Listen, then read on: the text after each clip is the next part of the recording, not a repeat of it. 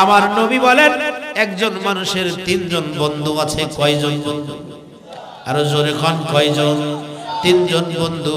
নবীজি বলেন একজন বন্ধু ইন্তেকালের পরেই তার পর হয়ে যায়, আর একজন বন্ধু তার কবর পর্যন্ত যায়, আর একজন বন্ধু তার চির সঙ্গী হয়।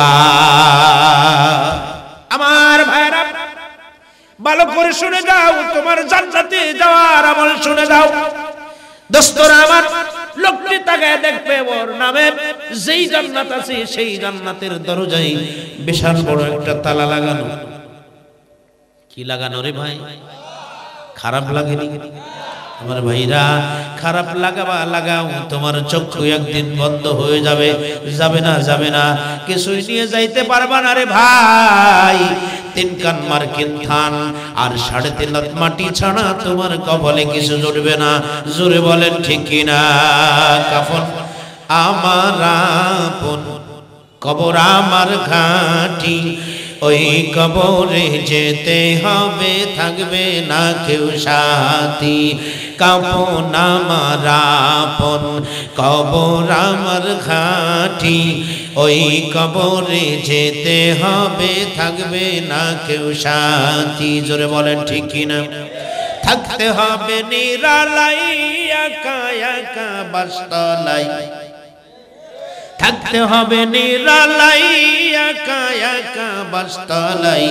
চতুর্দিকে রবে শুধু মাটি, চতুর্দিকে রবে শুধু মাটি।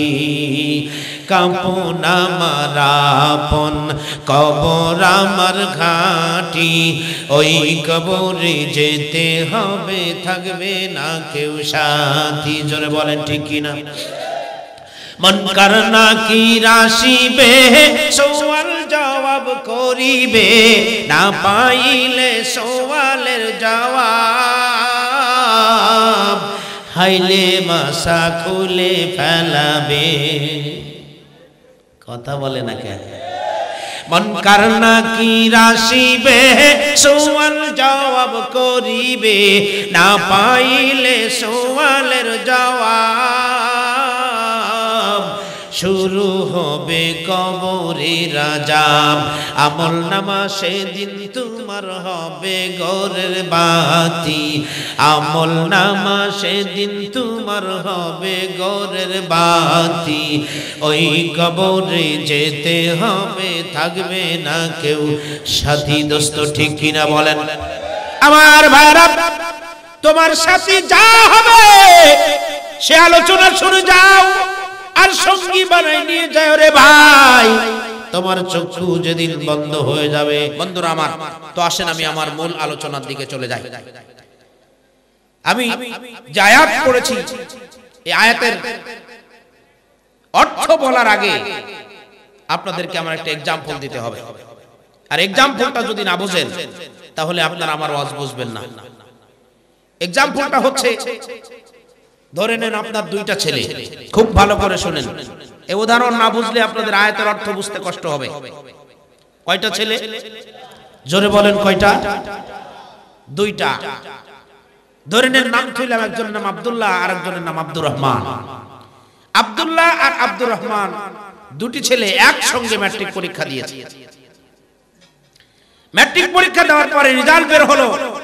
রেজাল্ট বের হওয়ার পরে দেখা গেল আপনার আব্দুল্লাহ সে পাস করেছে এবং লিটার পাইছে 4টে।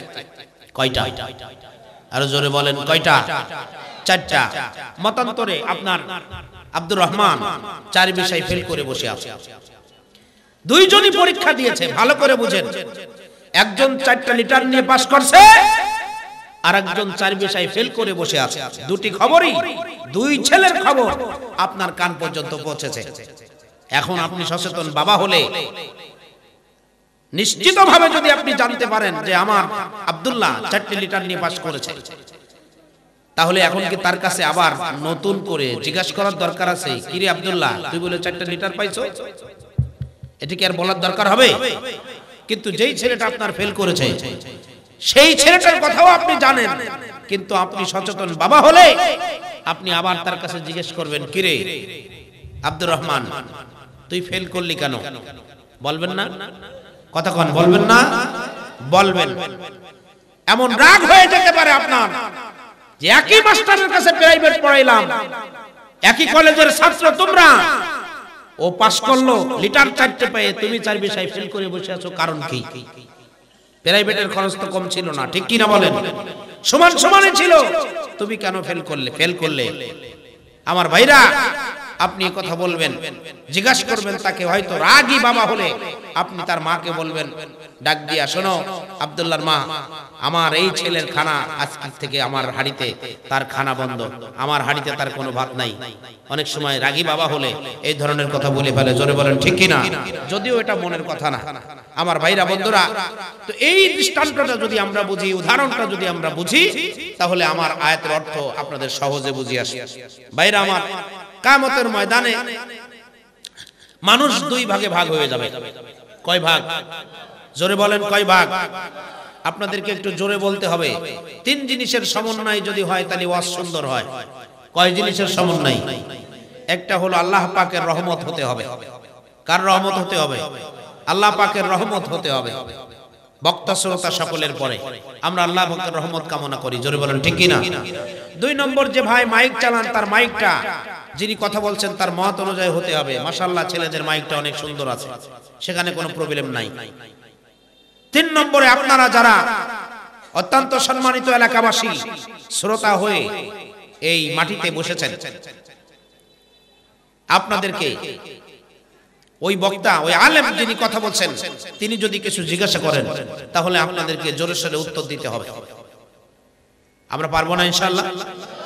কারা কারা পারবেন একটু হাত তুলে দেখান তো। আল্লাহ আমাদেরকে কবুল করে নাও, বলেন আমিন। আমার ভাইরা বন্ধুরা, তো আসেন, আমি বলতে চাচ্ছিলাম যে কিয়ামতের ময়দানে মানুষ কয় ভাগে ভাগ হবে? কয় ভাগ? অথচ হাদিসের মধ্যে, অবশ্য হাদিসের মধ্যে আছে কিয়ামতের ময়দানে 73 ফিরকা লোক হবে, কিন্তু সেই 73 ফিরকা হলেও দুই ভাগে ভাগ হয়ে যাবে। 72 ফিরকা এক দলে যাবে, আর এক দল এক ভাগে যাবে। তার মানে কি? কেমন জানি 2 ভাগই হলো, ঠিক কি না বলেন? আমার ভাইরা, তো এই 2 ভাগ, এক ভাগ হলো জান্নাতের, আর এক ভাগ হলো জাহান্নামের। যারা জান্নাতে গেল তাদের কাছে আল্লাহর কোনো প্রশ্ন থাকবে না, তারা আল্লাহর ডান পাশে জান্নাতে চলে যাবে। জোরে কোন সুবহানাল্লাহ। আপনার যেই ছেলেটা পাস করেছে, যেই ছেলেটা আপনার পাস করেছিল, তার কাছে আপনার যেমন কোনো প্রশ্ন ছিল না, তদ্রূপ যারা জান্নাতে চলে যাবে তাদের কাছে আল্লাহর কোনো প্রশ্ন থাকবে না। সুবহানাল্লাহ বলবেন না? আরো জোরে কোন সুবহানাল্লাহ। তারা আল্লাহর ডান পাশে জান্নাতে চলে যাবে। আমার ভাইরা, আর যারা জাহান্নামে গেছে তাদের কাছে আল্লাহ পাকও জিজ্ঞাসা করবেন, আপনি যেমন আপনার ফেল করা ছেলেটার কাছে জিজ্ঞেস করেছেন, কেন ফেল করলি, কোন কোন বিষয় ফেল করেছিস বল। তদ্রূপ আল্লাহ পাকও ওই জাহান্নামী, যারা জান্নাতে গেছে তারা তো গেছে, কিন্তু যারা জাহান্নামে গেছে তাদের কাছে আল্লাহ জিজ্ঞেস করবেন, মা সালাকাকুম ফি সাকার, কোন জিনিসে তোরে জাহান্নামে আনলো, জাহান্নামে আসলি কে? ওরা পাস করে জান্নাতে চলে গেল। প্রাইভেটের খরচ, দুনিয়ার নাজ নিয়ামত, 2 ছেলের যেমন প্রাইভেটের খরচ ছিল, তাকেও যেই টাকা বেতন দিতেন মাস্টারকে, তার জন্য 2 ছেলের জন্য একই রকমের প্রতি মাসের আপনার প্রাইভেটের খরচ দিতেন। প্রাইভেটের খরচ হলো আল্লাহ পাকের নাজ নিয়ামত। যিনি আল্লাহর হুকুম মানে তিনিও যেমন খায়, যিনি মানে না তিনিও তেমন খায়, ঠিক কি না বলেন? বরং যারা আল্লাহর হুকুম মানে না তারা বরং আরো বেশি খায়, জোরে বলেন ঠিক কি না? অনেক ক্ষেত্রে তারা বেশি খায়, নষ্ট করে। ভাইরা আমার, তো যারা জান্নাতে চলে গেল, এদের প্রতি আল্লাহ পাকের কোনো প্রশ্ন থাকবে না, যেমন আপনার পাস করা ছেলেটার প্রতি আপনারও কোনো প্রশ্ন ছিল না। আপনার ফেল করা ছেলেটার প্রতি আপনারও যেমন প্রশ্ন আছে, কেন ফেল করলি, কোন বিষয়ে ফেল করলি, আপনি যেমন জিজ্ঞাসা করেছেন, আল্লাহ রাব্বুল আলামিনও যারা জাহান্নামে যাবে তাদের কাছে জিজ্ঞেস করবেন, মা সালাকাকুম ফি সাকার, কোন জিনিসে তোমাকে জাহান্নামে আনলো, জাহান্নামে আইছো কা, ফেল করলে কেন, কোন কোন অন্যায় দুনিয়াতে করতে বলো। আমার ভাইরা, এই মানুষগুলো সেদিন আল্লাহর কাছে 4টি জবাব দিবে, বলবে, আল্লাহ দুনিয়াতে আমরা 4টি অন্যায় করতাম, কয়টি? আরো জোরে বলেন, জোর হলো না। আমার ভাইরা, এই মানুষগুলো বলবে, আল্লাহ আমরা দুনিয়ার মধ্যে 4টি অন্যায় করতাম, চারটি সাবজেক্টে ফেল করেছি, সেই জন্য জাহান্নামে এসেছি। বন্ধুরা আমার, আর এই চারটি সাবজেক্ট কি? জাহান্নামীরা সেদিন বলবে, আল্লাহ আমরা এই চারটি অন্যায় করার কারণে জাহান্নামে এসেছি। আর সেই চারটি অন্যায় কি তারা করতো যার কারণে জাহান্নামে গেছে? ওই চারটি সাবজেক্ট যদি আমি আপনাদের কাছে কোরআন থেকে আজকে বলে দেই, আর আপনারা যদি এই চারটি সাবজেক্টের পরে আমল করতে থাকেন, আশা করা যায় কিয়ামতের ময়দানে আমরাও আব্দুল্লাহর গোষ্ঠী হইয়া আল্লাহর ডান পাশে জান্নাতে চলে যাব। জোরে বলেন ঠিক কিনা? তাহলে এমন একটু আলোচনা আমি আপনাদের সামনে করতে চাই। আপনারা কি তাতে কি আপনাদের সম্মতি আছে? দুহাত উঁচু করেন, সম্মতি আছে তো? কারণ আমরা অশুদ্ধে এসেছি, আমরা তো জাহান্নাম থেকে বাঁচতে চাই, জান্নাতে যেতে চাই। জোরে বলেন ঠিক কিনা? এলোমেলো আলোচনা করার কোনো সুযোগ আছে? আমার ভাইরা খুব ভালো করে শোনেন, ওয়াজ শুনতে আসছেন, কিছু নিয়ে যাওয়া যায় এরকম কিছু কথা বক্তাদের উচিত শ্রোতাদেরকে বলা। জোরে বলেন ঠিক কিনা? এই জন্য আমি আপনাদেরকে সেই ধরনের কিছু কথা বলতে চাই। সেই চার সাবজেক্ট কোরআন থেকে আপনাদের কাছে বলবো, এটা আমার বানানে কথা না, আল্লাহ পাকের কোরআন থেকে বলবো। চারটি সাবজেক্টে জাহান্নামীরা ফেল করবে। আমি প্রশ্ন আউট করে দিচ্ছি, আল্লাহ পাক কোরআনে আউট করে দিয়েছেন, আর আমি আপনাদেরকে আউট করে দিতেছি আল্লাহর ভাষা অনুযায়ী, আল্লাহর কথা অনুযায়ী। আপনারা এই চারটি সাবজেক্ট মনে রাখবেন এবং শেষ পর্যন্ত না শুনে যাবেন না। চার সাবজেক্ট মুখস্থ না করে নিয়ে বাড়ি যাবেন না, মুখস্থ করে যাবেন এবং এই চারটি সাবজেক্টের পরে বাকি জীবনে পড়ালেখা করবেন, তার মানে আমল করবেন। আশা করা যায় আপনার চক্ষু বন্ধ হয়ে গেলে আপনিও হাসতে খেলতে আব্দুল্লাহদের মতো আপনি জান্নাতে চলে যাবেন। আস্তে কোন সুবহানাল্লাহ। তাহলে কি বলার দরকার আছে না নাই? আমার ভাইরা, তাহলে আসেন বলি। এক নম্বরে তারা বলবে, ক্বালু লাম নাকু মিনাল মুসাল্লিন।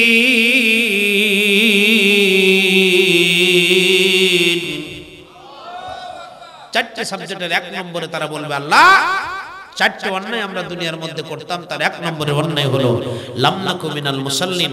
আল্লাহ আমরা দুনিয়ার মধ্যে নামাজ পড়তাম না। কি পড়তাম না? আরো জোরে বলেন, কি পড়তাম না? আমার ভাইরা, এক নম্বরের সাবজেক্ট তারা বলবে, আমরা দুনিয়ার মধ্যে মুসল্লি ছিলাম না, নামাজ পড়তাম না। আমার ভাইরা, বন্ধুরা, আরে নামাজ এমন একটি আমল, যে আমল করা ছাড়া কোনো মানুষ জান্নাতে যেতে পারবে না। নামাজ ছাড়া যত আমল আছে, সব আমলের বিনিময়ে জান্নাত আপনার নামে লেখা থাকবে। দখল সত্ত্বে আসবে না। নামে থাকা এক জিনিস, দখল সত্ত্বে আর এক জিনিস।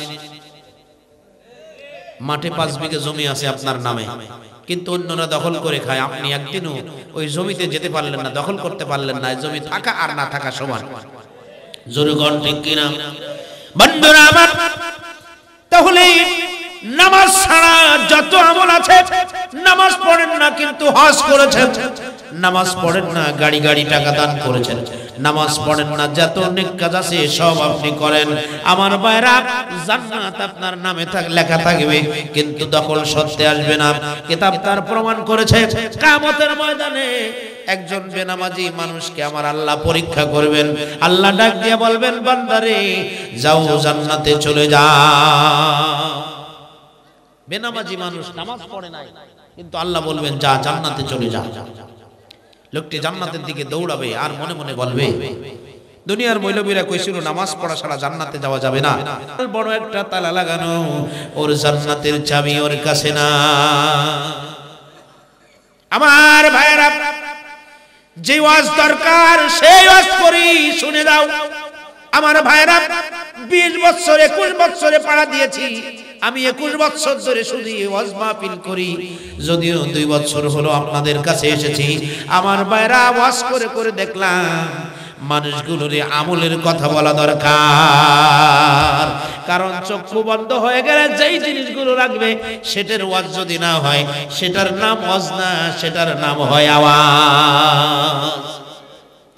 আমার ভাইরা, ভালো করে শুনে যাও, তোমার জান্নাতে যাওয়ার আমল শুনে যাও।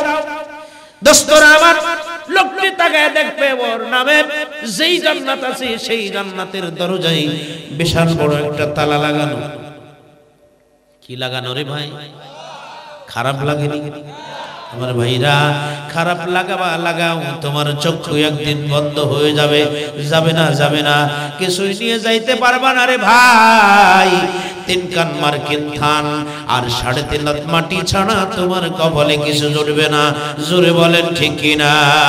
কাফন আমার আপন, কবর আমার ঘাঁটি, ওই কবরে যেতে হবে, থাকবে না কেউ সাথী।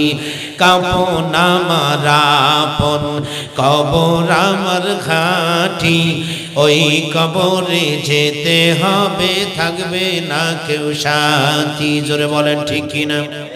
থাকতে হবে নিরালাই, একা একা বাসতলাই, থাকতে হবে নিরালাই, একা একা বাসতলাই। চতুর্দিকে রবে শুধু মাটি, চতুর্দিকে রবে শুধু মাটি। কাফন আমার আপন, কবর আমার ঘাঁটি, ওই কবরে যেতে হবে, থাকবে না কেউ সাথী। জোরে বলেন ঠিক কিনা? মন করনা কি রাশিবে, সওয়াল জবাব করিবে, না পাইলে সওয়ালের জবাব, হাইলে মাসা খুলে ফেলাবে। কথা বলে না কেন?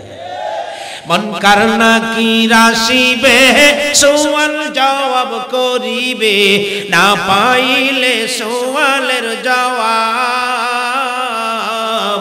শুরু হবে কবরের আযাব। আমল নামা সেদিন তোমার হবে ঘরের বাতি, আমল নামা সেদিন তোমার হবে ঘরের বাতি। ওই কবরে যেতে হবে, থাকবে না কেউ সাথী। দোস্ত ঠিক কিনা বলেন? আমার ভাইরা, তোমার সাথী যা হবে সে আলোচনা শুনে যাও, আর সঙ্গী বানাই নিয়ে যাও রে ভাই। তোমার চক্ষু যেদিন বন্ধ হয়ে যাবে, আমার নবী বলেন একজন মানুষের 3 জন বন্ধু আছে। কয়জন বন্ধু? আরো জোরে খান, কয়জন? 3 জন বন্ধু। নবীজি বলেন একজন বন্ধু ইন্তেকালের পরে তার পর হয়ে যায়, আর একজন বন্ধু তার কবর পর্যন্ত যায়, আর একজন বন্ধু তার চির সঙ্গী হয়। খারাপ লাগে রে ভাই? আমার ভাইরা, আমার বোন, আল্লাহর মেহেরবানিতে আজও পর্যন্ত মানুষ সারা রাত শোনে। আমি সারা রাত ওয়াজ করলেও শ্রোতা সারা রাত শোনে, কয় হুজুর ফজরের নামাজ পড়ে যাব। আমার ভাইরা বন্ধুরা, আজকের মাহফিল একটু জ্ঞান দাম বাইতে গেছে, ঠিক কি না? উল্টো পাল্টা করার কারণে এমন হয়েছে। কোন বক্তার নাম যদি প্রথমে দেন, এই বক্তারে আগে ওয়াজ করাইবেন, ও যদি কলা গাছ হয় শ্রোতাদের মন ভাঙ্গে যায়। এই জন্য উল্টো পাল্টা জীবনে করবেন না। কলা গাছটা যদি প্রধান বক্তা বানান, ওয়াজ কলা গাছটা গলা কলা গাছ হইল, সে প্রধান বক্তায় ওয়াজ করতে হবে। কথা কন? আর প্রধান বক্তা যদি যার নাম দিয়েছেন সে যদি আগে ওয়াজ করে চলে যায়, বিশেষ অতিথি যদি পরে ওয়াজ করে, এই মাহফিলের মধ্যে শ্রোতাদের মন ভেঙে যায়। এগুলো করবেন না কখনো। যত জায়গায় মাহফিল দেবে, যাকে বানাবেন প্রধান অতিথি, ওয়াজ তিনি প্রধান অতিথি করবে, না হলে এই বাজার লাগবে। আমার ভাইরা, বছর চালু করিয়া আমি 100 মাহফিল যদি করি, একদম মিনিমাম 95টি মাহফিলের প্রধান অতিথি হিসেবে আল্লাহ পাক আমারে রাখে। আমি সারা রাত যদি ওয়াজ করি, আজ পর্যন্ত মানুষ সারা রাত ওয়াজ শুনে। আপনাদের খারাপ লাগতেছে? একটু হাত তুলে দেখান খারাপ লাগে? লাগবে না রে ভাই, কারণ কোরআন হাদিসের কথা মুমিনের সামনে যখন বলা হয় তখন মুমিনের ঈমান বেড়ে যায়। এই জন্য বসে থাকে। কি বেড়ে যায়? আমার আল্লাহ বলেছেন কোরআন শরীফের মধ্যে, ওয়াইযা তুলিয়াত আলাইহিম আয়াতুহু যাদাতহুম ঈমানা। আল্লাহ বলছেন, কোরআন হাদিসের কথা যখন মানুষের কাছে বলা হয়, ওই যা তুলিয়াত আলাইহিম আয়াতুহু যাদাতুহুম ঈমানা, কি বাড়ে যায়?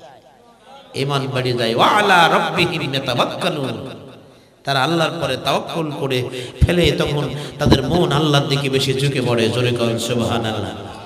এই জন্য মানুষ বসে থাকে আমার মহব্বতে, আল্লাহ ঈমান বাড়ায়া দেয় তাই বসে থাকে। আমার ভাইরা বলছিলাম, নবীজি বলেন তিনজন বন্ধু, একজন বন্ধু ইন্তেকালের পরে পর হয়ে যায়, সে বন্ধু হলো তোমার সম্পদ, টাকা পয়সা, বাড়ি গাড়ি, ইন্তেকালের পরে এগুলো অন্যরা মালিক হয়ে যায়। দুই নম্বর বন্ধু তোমার কবর পর্যন্ত যায়, সে বন্ধু হলো তোমার ভাই বিরাদার আপনজন, তারা কাঁধে করে নিয়ে তোমাকে কবর পর্যন্ত নিয়ে যায়, আর সামনে যায় না, ঠিক কি না? নবীজি বলেন তিন নম্বর বন্ধু তোমার চিরসাথী হয়, আর সেই বন্ধু হলো তোমার আমল, নেক আমলও হতে পারে, বদ আমলও হতে পারে। নেক আমল হইলে সে তোমার জান্নাত পর্যন্ত নিয়ে যাবে, সাথী হবে জান্নাত পর্যন্ত। আর বদ আমল যদি তোমার সাথী হয়, তাহলে সেই বদ আমল তোমার জাহান্নাম পর্যন্ত নিয়ে যাবে। তাহলে আমল হলো নেক আমল, সেটাই তোমার মূলত দরকার। জোরে বলেন ঠিক কি না? আর আমি সেই বয়ানই আমি আপনাদের সামনে করছি, যা দরকার। জাহান্নামীরা কয় সাবজেক্টে ফেল করবে বলছিল? এক নম্বরের সাবজেক্টের পরে একটু বিস্তারিত আলোচনা হবে, বাকি 2-3 সাবজেক্ট একদম শর্টে বয়ান করে আপনাদেরকে ছেড়ে দিব, ঠিক আছে ভাই? আমার ভাইরা বলছিলাম, লোকটি জান্নাতের দরজার কাছে চলে যাবে, যায় দেখবে তার নামে যে জান্নাতটা আছে, এটা কি লাগানো? তালা লাগানো। বন্ধুরা আমার, লক্ষ্য করে দেখবি জান্নাতের পাশে দারোয়ান দাঁড়ানো। জান্নাতের দারোয়ান নাম কি রে ভাই? জান্নাতের দারোয়ানের নাম কি? রেজওয়ান। এটাও মুখস্থ রাখা দরকার। জান্নাতের দারোয়ান ফেরেশতা নাম কি? রেজওয়ান ফেরেশতা। মুখস্থ রাখার দরকার আছে না? যদি আল্লাহ বলে, ওই জান্নাতের দারোয়ানের নাম কি, তুই কহ, এই ইন্টারভিউটি পাস করলি তোরে পাস করাই দেব, জান্নাতে দিয়ে দিয়ে। হ্যাঁ, ও তো জানেন না, পাস করবেন কেমনে? জাহান্নামের দারোয়ানের নাম কি জানেন? মালিক ফেরেশতা। জাহান্নামের দারোয়ানের নাম কি? মালিক ফেরেশতা। আর জান্নাতের দারোয়ানের নাম রেজওয়ান ফেরেশতা। রেজওয়ান পাশে দাঁড়ানো, ডাক দিয়ে বলবে একটু মোটা নজরে, রেজওয়ান রে চাবি দিয়ে দাও। প্রশ্ন আসতে পারে, হুজুর একজন খুদে মানুষ একজন ফেরেশতারে কিভাবে মোটা নজরে বলবে? এভাবে বলবে, জান্নাতে যাইতে কইছে কে? কথা বলবেন, কে যাইতে বলছে? আল্লাহ যাইতে বলেছেন। আমার ভাইরা এই জন্য একটু মোটা নজরে বলবে। উদাহরণটা আমি কেমনে দেই?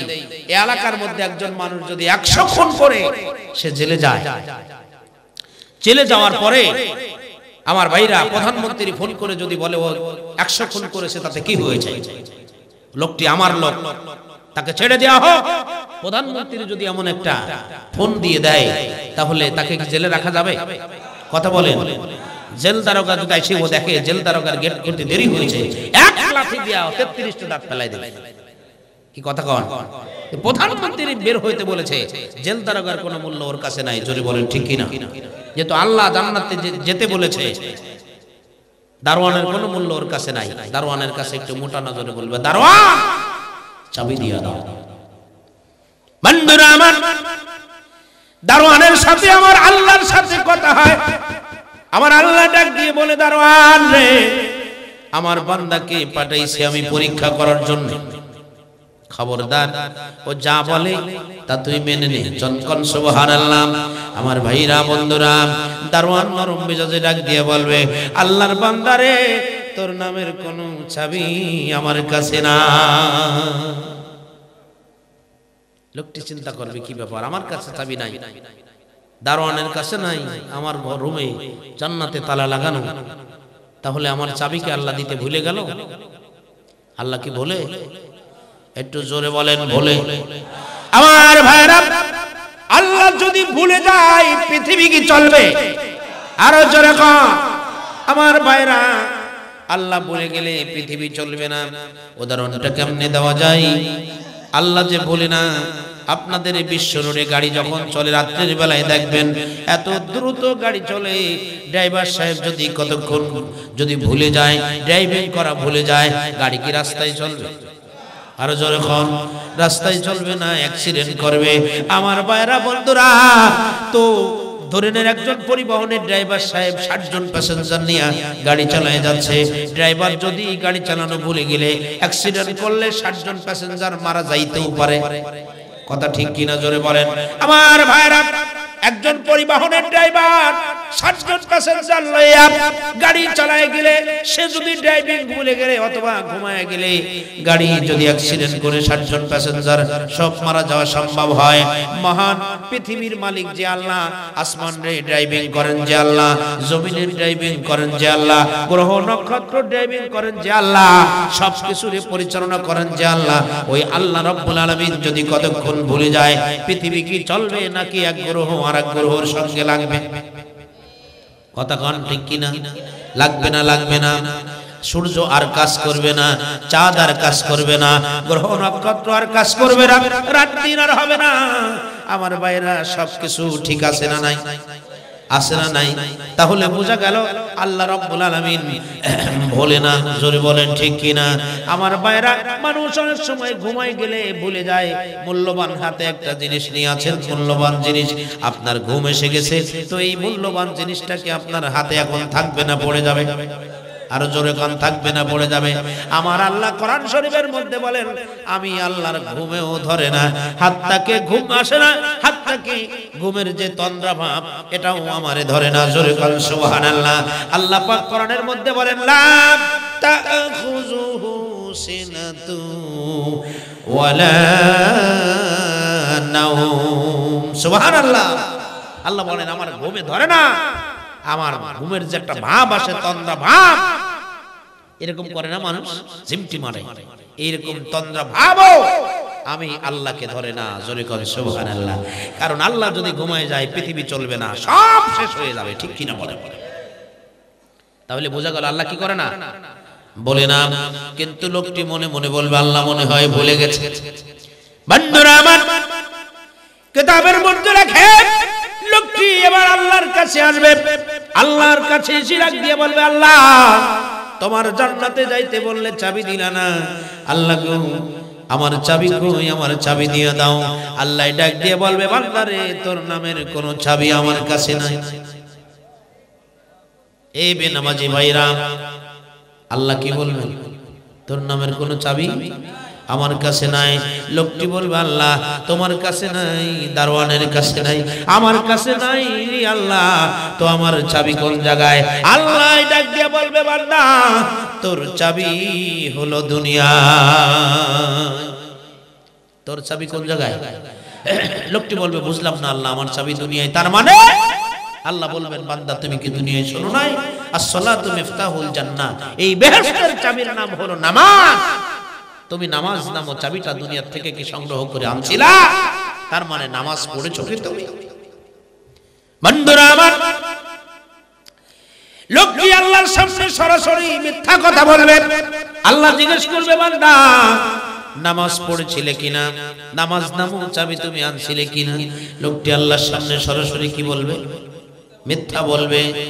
আল্লাহর সামনে মিথ্যা বলে কি পারা যাবে? আল্লাহর সামনে বলবে, আল্লাহ গো, নামাজ পড়েছিলাম মানে কি, জানাজা পর্যন্ত পড়তাম। আছে না ভাই? এমনি নামাজের খবর নাই। দেখবেন জানাজা না পাইলে ইমাম সাহেবের ইমামতি থাকা কষ্ট আছে। জোরে কোন ঠিক কিনা? আমার ভাইরা বন্ধুরা, ফরজ নামাজের খোঁজ নাই। ঈদের নামাজ যদি না পায়, দেখবেন কত গ্যাঞ্জাম। জোরে কোন ঠিক কিনা? ঈদের নামাজ হলো ওয়াজিব। আমার ভাইরা, ওই দিনকের ফজরের ফরজ পড়ে নাই, তা নিয়ে টেনশন নাই। ওয়াজিব না পাইলে দেখবেন ইমামের পরে চেতে যায়। জোরে কোন ঠিক কিনা? আমার ভাইরা বন্ধুরা, তো লোকটিকে আল্লাহ ডাক দিয়ে বলবে, বান্দা, নামাজ যদি পড়ে থাকো, আমি আল্লাহরে একটু নামাজ পড়ে দেখাও, আমি আল্লাহ তোমার নামাজ দেখতে চাই। খারাপ লাগে রে ভাই? কথা কি কাজের নামা কাজের? কয় সাবজেক্টে ফেল করবে? ভালো করে শুনে যাও, জায়গাটি নিয়ে বাড়ি যাওয়া যায়, অজের ময়দানে এসে জানিয়ে যাওয়া যায়, সেই কথাগুলো বলে যাই, শুনে যাও। আমার ভাইরা বন্ধুরা, আল্লাহর সামনে লোকটি দাঁড়ায়া যাবে, মনে মনে চিন্তা করবে, যদি একবার নামাজ দেখাইতেই পারি, তাহলে দুনিয়ার মৌলবীদের সব কথা তো ভুলে গেল। সব তাদের কথা মিথ্যা হয়ে গেল। আমার ভাইরা বন্ধুরা, লোকটি আল্লাহর সামনে দাঁড়ায়া যাবে।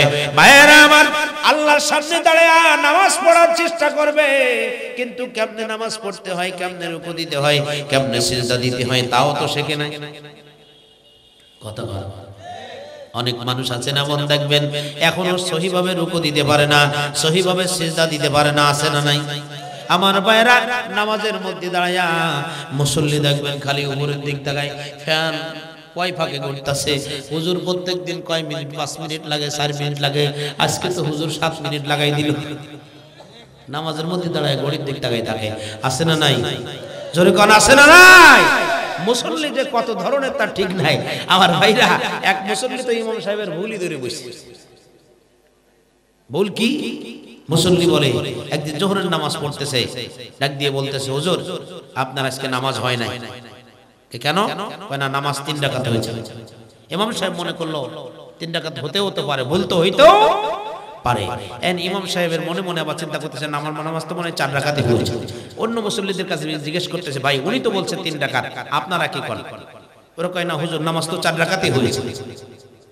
নামাজ কয় রাকাত হয়েছে? অন্য মুসল্লিরা যখন ইমামের পক্ষ নিচ্ছে, ইমাম সাহেবের একটু জোর বাড়িয়ে গেছে না?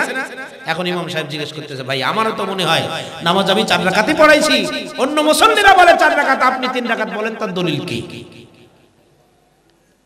মুসল্লি বলে, হুজুর দলিল আমার কাছে আছে বলেই তো আমি বললাম। বলে বলেন আপনার দলিল। কা হুজুর শোনেন, প্রত্যেক দিনকে এই জোহরের নামাজ আমি আপনার পিছনে পড়ি, আর আমার 4টি দোকান আছে। কয়টি দোকান? কয়টি দোকান? 4টি দোকান। 4 রাকাত নামাজের মধ্যে আমি 4 দোকানের হিসাব সারি। হুজুর আমার আজকে 3 দোকানের হিসাব হয়েছে, একটা দোকানের হিসাব এখনো বাকি রয়েছে। আমার হিসাবে যেহেতু মেলে নাই, তখন বুঝলাম আপনার নামাজও মেলে না। দোকানের হিসাব হয়েছে 3টা বাকি রয়েছে, তাই বুঝছি নামাজ কয় রাকাত হয়েছে। এমন মুসল্লি আছে না নাই? নামাজে দাঁড়ায় থাকে, মন থাকে আর এক জায়গায়। বন্ধুরা আমার, কোন দিকে যাই, ক্ষত সারা গায়, আমি মলম লাগাবো কোন জায়গায়, সব দিকে জ্বালা। নামাজ কেমনে পড়তে হয় তাও জানে না। যারা নামাজ পড়ছেন 50 বছর ধরিয়া, আমি যদি দয় কোন জিজ্ঞেস করি, এখানে যারা আছেন, আমি দয় কোন জিজ্ঞেস করলে আমার মনে হয় 99% মুসল্লি ফেল করে বসে থাকবে। কথা কোন ঠিক কিনা? আমার ভাইরা বন্ধুরা, তাহলে কি নামাজ পড়লাম? আজ পর্যন্ত দয় কোন জানি না, আত্তাহিয়াতু অনেকে সহি করে পড়তে পারেন না। আমার ভাইরা 4টা সূরা অন্তত, সূরা ফাতিহা সহ 5টা সূরা অন্তত সহি শুদ্ধ পড়া দরকার, কিন্তু অনেক ভাইরা সূরা ফাতিহাও সহি করে পড়তে পারে না। একটু কথা বলেন, আছে না নাই? আমার ভাইরা, তো লোকটি নামাজ কেমনে পড়তে হয় তাও তো শেখে নাই। আল্লাহর সামনে দাঁড়ায় যাবে, মনে মনে চিন্তা করবে, বাড়ি যাওয়ার আমার রাস্তা ছিল মসজিদের পার দিয়া, দেখতাম মসজিদের মুসল্লিরা কেমনে জানি হাঁসের মতো শামুক খোঁজে, মাথা নিচে করে এমনি যদি কায়দা করে একবার দেখাইতে পারি, তাহলে তো দুনিয়ার মৌলবীদের সব কথা ভুলেই দিলাম। আমার ভাইরা, লোকটি আল্লাহর সামনে দাঁড়ায় যাবে। দাঁড়ায় যাওয়ার পরে তার মাথা তালু থেকে নিয়ে পায়ের তালু পর্যন্ত শীষে গালায় ঢেলে দেওয়া প্রাচীরের মতো শক্ত হয়ে যাবে। লোকটি হেলতে দুলতে পারবে না, রুকু সিজদা দিতে পারবে না, আল্লাহর সামনে দাঁড়ায়া থাকবে। আমার ভাইরা বন্ধুরা, আল্লাহ জিজ্ঞেস করবে, বান্দা নামাজ পড়ে দেখাও। লোকটি ডাক দিয়ে বলবে, আল্লাহ দুনিয়াতে পড়েছিলাম, তা কেন জানি তোমার সামনে পারি না। আসলে কি পড়ছি? আর জোরে কোন আসলে কি পড়ছে? আমার ভাইরা, আবারও যখন মিথ্যে বলবে, সারা জীবনেই মুখ দিয়ে মিথ্যা বলেছে, এখন আর সত্যি কথাই মুখ দিয়ে আসতে চাবে না। কথা বলেন, দেখবেন যে যা করে তার মধ্যে তাই বের হয়। জোরে কোন ঠিক কিনা? আমার ভাইরা, দেখবেন অনেক মানুষ আছে বিভিন্ন বাজারে বাজারে এই দাঁতের মাজন, না হলে আপনার মনে করেন ওই যে কি বলে মলম, এগুলো ইত্যাদি বিক্রি করে। দেখবেন বলে যে বাজারে গিয়ে কিছু ঢোল ঢাকর বাজায়া লোকজন জমা করে বলে আমার কাছে কি বলে আমরা গান শোনাবো, এ শোনাবো, তা শোনাবো। আসলে কিন্তু দাঁতের মাজন বেচা হলো মূল উদ্দেশ্য, ঠিক কিনা বলেন? এরকম কতক্ষণ পরে কিছু মাজন বের করে ওরা বলে, দেখেন আমাদের কাছে একটা মাজন আছে, আপনারা যদি কিনতে চান অনেক বাজারে পাবেন, বিভিন্ন দোকানে পাওয়া যাবে, কিন্তু সেখান থেকে কিনতে গেলে 30 বা 40 টাকা দাম নেবে। তবে আমরা যেহেতু কোম্পানির লোক, আমরা প্রচার স্বার্থে এখানে এসেছি, আমাদের 30 বা 40 টাকা দেওয়া লাগে না। আমাদের একদম এক রেট, দাম মাত্র 20 টাকা, 20 টাকা, 20 টাকা, 20 টাকা, 20 টাকা। কথা বলেন, সারাদিন বাজারে বাজারে এই 20 টাকা 20 টাকা করছে, রাতের বেলায় ঘুমের মধ্যেও বলে 20 টাকা 20 টাকা 20 টাকা 20 টাকা। একটু জোরে কোন ঠিক কিনা? এমন মানুষ আছে না নাই? ঘুমের পরে দেখবেন সারাদিন যা বলছে এটা ঘুমের মধ্যেও সে তাই বলে। আমার ভাইরা তো সারা জীবন মিথ্যা বলেছে, এই মিথ্যা বলা মুখ দিয়ে আর সত্যি কথা আসবে না। আমরা মিথ্যা বলি না, বলি না, জোরে কোন বলি না, বলি না। কোন ব্যক্তি মিথ্যা বলা যদি ছেড়ে দিতে পারে, এই মানুষটা সব অন্যায় থেকে ফিরে যেতে পারে। আমরা যে কত রকমের মিথ্যা বলি তার ঠিক নাই। আমার ভাইরা, হাদিসের মধ্যে আছে কোন মানুষ যদি মিথ্যা বলা ছেড়ে দেয়, সে সব গুনাহ থেকে বেঁচে যেতে পারে। আল্লাহ রাসূলের কাছে এক সাহাবী আসে, ডাক দিয়ে বলে, হুজুর আমি কলমা পড়ে মুসলমান হতে পারি। মুসলমান হওয়ার আগে সে বলছে, হুজুর আমি মুসলমান হতে চাই, কিন্তু আমার ভিতরে কিছু অন্যায় আছে হুজুর, কিছু গুনার কাজ করি আমি। কলমা পড়ে মুসলমান হতে পারি, কিন্তু অন্যায় ছাড়তে পারবো না। আমার ভাইরা, বিশ্বনবী ডাক দিয়ে বললেন, তুমি কি অন্যায় করো? সাহাবী ডাক দিয়ে বললেন, হুজুর বিকেল বেলা যখন হয় আমার মদ খাইতে মনে চায়, আমার মদ খাওয়ার অভ্যাস আছে। এমন আজ লোক আছে আপনাদের মাঝে, আছে না নাই? গাঁজাখোর আছে না নাই? বিড়িখোর আছে না নাই? ভাঙখোর তাড়িখোর আছে না নাই? আমার ভাইরা বন্ধুরা, এগুলো কি খাওয়া যাবে নাকি? আছে, খাওয়া যাবে। কিন্তু আজকে যুবকেরা, অনেক যুবকেরা আজকে নষ্ট হয়ে গেছে, তারা বিভিন্ন ধরনের নেশা আজকে যুবকদের হাতে উঠে গেছে। জোরে বলেন ঠিক কিনা? যুবকরা নেশাখোর হয়েছে। ও যুব সমাজ, তোমরা এটা করতে পারো না, ফেরো। আমার ভাইরা বন্ধুরা, তো সাহাবী ডাক দিয়ে বলে, হুজুর আমার বিকেল বেলা হইলে মদ খাইতে মনে চায়, আমি কলমা পড়তে পারি, মদ খাওয়া ছাড়তে পারবো না। আমার ভাইরা, বিশ্ব নবী জিজ্ঞেস করলেন, তুমি আর কি অন্যায় করো? সাহাবী ডাক দিয়ে বলেন, হুজুর যখন আমি সারাদিন ঘুরি ফিরি, আমার নজরে যদি কোনো সুন্দরী মেয়ে পড়ে, আমি রাতের অন্ধকারে ওই মেয়েটির ঘরে উঠি হুজুর, আমি ওই মেয়ের ইজ্জত নষ্ট করি, কলমা পড়তে পারি হুজুর, এই অন্যায় আমি ছাড়তে পারবো না। নবীজি জিজ্ঞেস করলেন, আর কি করো? সব কিছু শুনলেন। শোনার পরে নবীজি ডাক দিয়ে বললেন, সাহাবী রে, আমি তোমার সব কথা মানবো, কলমা পড়ার পরে তুমি আমার একটা কথা মানবা কিনা বলো? আমার শর্ত কয়টা? একটা। তোমার সব শর্ত মানবো কলমা পড়ার পরে, আমার একটা শর্ত তোমাকে মানতে হবে। বন্ধুরা আমার, সাহাবী ডাক দিয়ে বলেন, হুজুর বলেন আপনার কি শর্ত? বিশ্ব নবী ডাক দিয়ে বললেন, সাহাবী রে, কলমা পড়ার পরে তুমি বাড়ি যাবা, বাড়ি যাবার পরে যত অন্যায় করবা, যা করবা, প্রত্যেকদিন সকাল বেলায় তুমি আমার সঙ্গে সাক্ষাৎ করবা। আর তুমি সারা রাত ধরে, সারা দিন ধরে যা করেছো, সকাল বেলায় এসে আমার সাথে সত্যি কথাগুলো তোমাকে বলতে হবে, আমার সাথে মিথ্যা কথা বলবা না। এটাই হলো আমার শর্ত। এটা যদি তুমি মানতে পারো, আমি তোমাকে কলমা পড়ায় মুসলমান করে দিতে পারি। সাহাবী কয়, হুজুর শুধু সত্যি কথা বলতেই হবে তো? এটা কোনো ব্যাপারই না। দেন না মানে পড়ায়া নাজাতের কালিমা লা ইলাহা ইল্লাল্লাহু মুহাম্মাদুর রাসূলুল্লাহ, লা ইলাহা ইল্লাল্লাহ।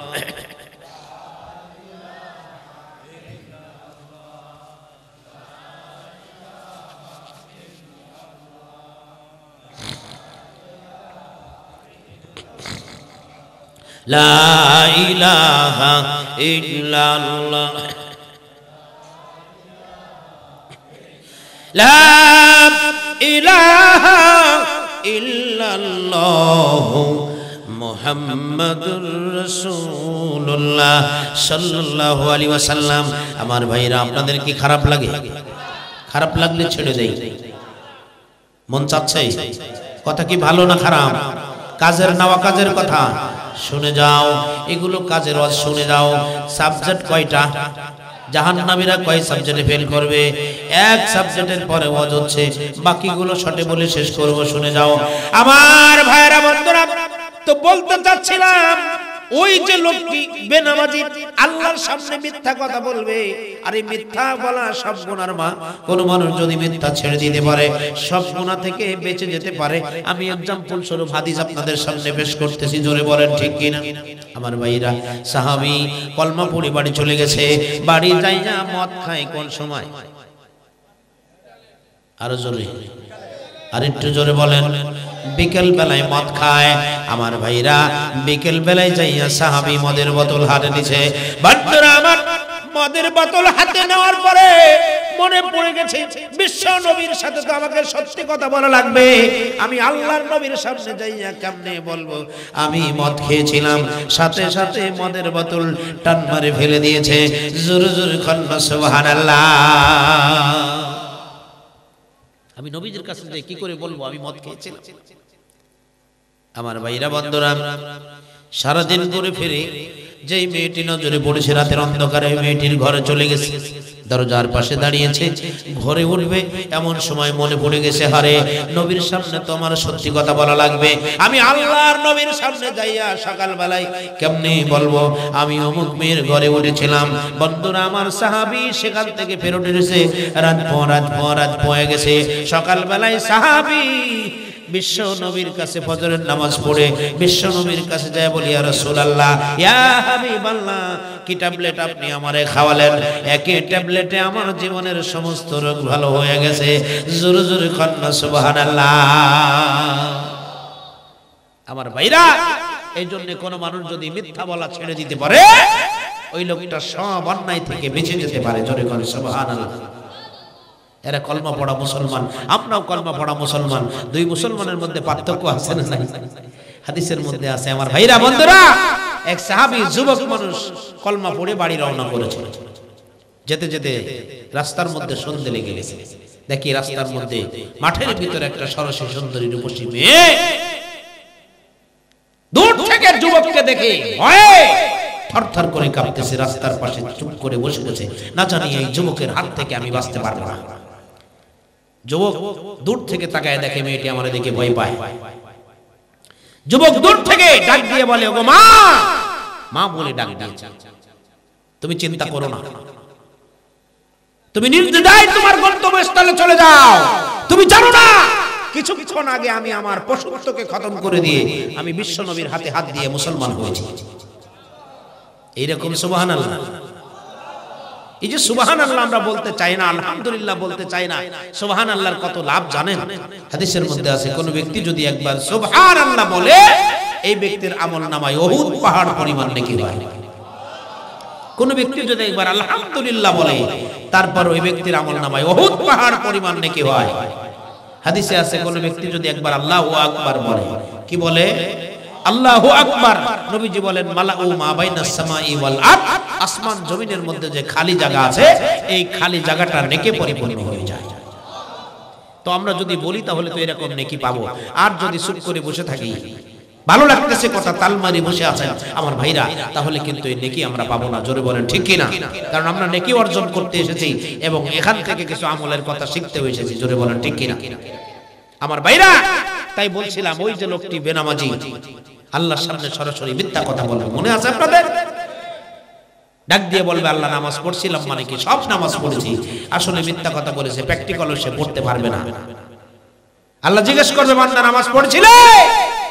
লোকটি বলবে, আল্লাহ পড়েছিলাম, তা কেমনে জানি তোমার সামনে পারি না, আসলে তো পড়ে নাই। ঠিক কি না বলেন? এই বেনামাজি ভাইরা, আল্লাহ পাক এই ব্যক্তির এবার জবান খুলে দিয়ে বন্ধ করে দিবে, মুখ বন্ধ করে দিবে। আল্লাহ পাক কোরআন শরীফের মধ্যে সূরা ইয়াসিনের মধ্যে বলেন, আলিয়াউমা নাকতিমু আলা আফওয়াহিহিম ওয়া তুকাল্লিমুনা আইদিহিম ওয়া তাশহাদু আরজুলুহুম বিমা কানু ইয়াকসিবুন। আল্লাহ বলেন, আমি তো জবান সম্ভব হয়। দোস্তরা আমার, মহান রব্বুল আলামিন মানুষের মাথায় বেরেন দিল। এই বেরেন দিয়া যদি একটা যন্ত্র বানাইয়া তা দিয়ে কথা বলাইতে পারে, কোথায় আমেরিকায় একজন মানুষ থাকে আমার ভাইরা, বিনা তারে যদি এখান থেকে তার চেহারা দেখা যায়, এত বেরেন যদি মানুষের মাথায় হইতে পারে, মহান রব্বুল আলামিন কিয়ামতের ময়দানে আমরা মিথ্যা বললে এই হাত দিয়ে আল্লাহ পাক কথা বলাইতে পারবে না, পারবে না। আল্লাহ বলেন অতুকাল্লিমুনা আইদিহিম, ইয়াদুন মানে হাত, আইদিহিম মানে তার দুই হাত কথা বলতে থাকবে। বলবে আল্লাহ ওযু করে না, এই হাত দিয়া আপনি যত অন্যায় করেছেন, অন্যায় ভাবে একজনকে আঘাত করেছেন, অন্যায় জায়গায় হাত রেখেছেন, সুদের টাকা গুনে গুনে অন্ধকারে সুদের টাকা গুনে গুনে দিচ্ছেন, পরের টাকায় হাত দিয়ে মেরে নিয়েছেন, মাঠের যাইয়া আলীর কাছে যাইয়া আপনি লাঙ্গলের ফালটা কাজ করে ধরেছেন, আছে না নাই? আছে না নাই? আমার ভাইরা, জমির আল হবে এই জায়গায় আপনি গোজাটা একটু দূরে সরাই নিয়ে মারছেন, এই হাত দ্বারা এক কথায় যত অন্যায় করেছেন, হাত কিন্তু সব সেদিন আপনার বিপক্ষে বলতে থাকবে। হাত যখন বলবে, আমার আল্লাহ বলেন ওয়াতাশহাদু আরজুলুহুম, হাত যখন কথা বলবে, হাত অবলা, পা তখন সাথে সাথে সাক্ষী দিবে, আল্লাহ গো হাতে যা বলেছে সব ঠিক, যা বলেছে সব ঠিক, যা বলেছে সব ঠিক। এক অবলা হলো হাত কথা বলবে, আর এক অবলা হলো পা সাক্ষী দিবে। এমন কথা আর এমন সাক্ষী এ সমাজে গ্রহণযোগ্য হবে না, হবে না। আমার ভাইরা বন্ধুরা, এরপরও এই মানুষগুলো স্বীকার করতে চাবে না, ভাইরা আমার এই কথাগুলো মানতে চাবে না। আমার আল্লাহ বলবেন এবার তোমাদের প্রমাণ লাগবে। আল্লাহ রাব্বুল আলামিন এই মানুষগুলোর জীবনের সমস্ত কিছু আল্লাহ তাদের সামনে উপস্থাপন করবেন, হাজির করে দিবেন। আল্লাহ পারবে না? পারবে না? জোরে কোন পারবে না? পারবে না? আমার ভাইরা, মানুষ প্রমাণ চায়। একটা মানুষ যদি অন্যায় করে, কোনো অপরাধ করে, তাহলে তার প্রমাণ লাগে, প্রমাণ না হলে তার বিচার হয় না। জোরে বলেন ঠিক কিনা? আমার ভাইরা, এই মানুষগুলো প্রমাণ চাইলে আল্লাহ রাব্বুল আলামিন তার গোটা জীবনের সব কিছু দরিয়া একটা কুদরতি ভিডিও টেপ তার সামনে আল্লাহ পাক হাজির করবেন। গোটা জীবনের সব কিছু আল্লাহ তার সামনে হাজির করবে। একটা কুদরতি টেলিভিশন সামনে দিয়ে দিয়ে এই টেপটা ছেড়ে দিবে। গোটা জীবনে যা কিছু করেছে, নিজের ছবি, নিজের কথা, নিজে যা যা করেছিল সব কিছু সে নিজে দেখতে পাবে। পাবে না? পাবে না? আমার আল্লাহ কোরআন শরীফের মধ্যে তাই বলেন, ওয়া কুল্লা ইনসানিন আলজামনাহু তাইরাহু ফি উনুকিহি ওয়া নাহশুরুহু ইয়াউমাল কিয়ামাতি কিতাবাই আলকাহু মানশুরা। আমার ভাইরা, আপনার জীবনের গোটা যা কিছু করেছেন সব কিছুর একটা ভিডিও টেপ আল্লাহ রাব্বুল আলামিন আপনার গর্দানের মধ্যে ঝুলায় দিবেন। আল্লাহ বলেন, কুল্লা ইনসানিন আলজামনাহু তাইরাহু ফি উনুকিহি, তার আমলনামা আমি তার গর্দানের মধ্যে ঝুলাইয়া দেব। আমার ভাইরা বন্ধুরা, আপনার গোটা জীবনের সব কিছু চলতে থাকবে, আপনি দেখবেন সামনে চলতেছে, আপনি নিজে সব কিছু দেখতে পারবেন। আল্লাহ পারবেন? পারবেন না? এমন কাজ করতে পারবেন না? পারবেন না? আমার ভাইরা, এবার আল্লাহ কি বলবেন শোনার দরকার আছে না নাই? আল্লাহ রাব্বুল আলামিন ডাক দিয়ে এবার এই মানুষগুলোকে বলবেন, ইকরা কিতাবাকা কাফা বিনাফসিকাল ইয়াউমা আলাইকা হাসিবা। বান্দারে তুই পড়িয়া পড়িয়া দেখ, তোর আমলনামা তুই পড়, তুই দেখ। তুই যদি জান্নাতের কাজ করে থাকো, নামাজ পড়ে থাকো, ইবাদত করে থাকো, তাহলে তুমি জান্নাতে চলে যাও, আমার কোনো অসুবিধা নাই। আর তোমার বিচার তুমি করে দেখো, আসলে তুমি মসজিদে গেছো কিনা, তুমি দেখো, তোমার বিচার তুমি করো। আল্লাহ রাব্বুল আলামিন বিচার তারপরে ছেড়ে দিবে। আমার ভাইরা, এগুলো যদি সে না মানতে চায়, আল্লাহ রাব্বুল আলামিন এবার ডাক দিয়ে বলবে, বান্দা মানতে যদি না চাও, এমন ঘাট দ্বারা মানুষ কিছু থাকে না, থাকে না, সব কিছু দেখার পরেও মানে না, তখন কিন্তু পুলিশ তারে রিমান্ডে দেয়। জোরে কোন ঠিক কিনা? আমার আল্লাহ কোরআন শরীফের মধ্যে বলেন, এই মানুষগুলো যদি এরপরও ঘাটতারামি করে, এদেরকে রিমান্ডে দেওয়া হবে। আল্লাহ পাক 29 পারার সূরা মুলুকের প্রথম সাফার শেষের দিকে আল্লাহ রাব্বুল আলামিন বলেন, এই মানুষগুলোকে রিমান্ডে দেওয়া হবে। আল্লাহ রাব্বুল আলামিন সেখানে কোরআন শরীফের মধ্যে বলেন, ইযাবুল কুফিহা সামিউ লাহা শাহিকাও ওয়া হিয়া তাফুর তাকাদু তামাইয়াজু মিনাল গায়জ কুল্লামা উলকিয়া ফিহা ফাওজুন সাআলাহুম খাযানাতুহা আলাম ইয়াতিকুম নাযীর। আল্লাহু আকবার। আমার আল্লাহ বলেন, সেদিন আমি ওই মানুষগুলোকে রিমান্ডে দিব। পুলিশ আমার ভাইরা এই মানুষগুলোকে ফেরেশতারা জাহান্নামের মধ্যে ফেলে দিবে। জাহান্নামের মধ্যে আছে খজানাতুহা, মানে জাহান্নামের দারোগা। কে জোরে কোন? জাহান্নামের দারোগা। খজানাতুহা, জাহান্নামের দারোগা তাদের কাছে জিজ্ঞেস করবে, আলাম ইয়াতিকুম নাজির, তোমার কাছে কি দুনিয়ায় কোনো ভয় প্রদর্শনকারী আসছিল না? আমার ভাইরা, নামাজ পড়া লাগবে, রোজা রাখা লাগবে, শরীয়ত মোতাবেক চলা লাগবে, আল্লাহর হুকুম পূর্ণ মানতে হবে। এই কথাগুলো দুনিয়ায় কি তোমাদেরকে কেউ বলে নাই? আমার ভাইরা বন্ধুরা, ওই মানুষগুলো তখন বলবে, কালু বালা, হ্যাঁ আইছিল, আমাদেরকে কত বোঝাইছিল, কিন্তু ফাকাজ্জাবনা, ওই মৌলবীদের কথা আমরা মানি নাই, তাদের কথা আমরা বিশ্বাস করতে চাই নাই, মানতে চাই নাই, মানি নাই। আমার ভাইরা, এই মানুষগুলো পুলিশ যেমন আসামি রিমান্ডে নিলে সব সে স্বীকার করে, আমার ভাইরা এই মানুষগুলো এখন স্বীকার করবে।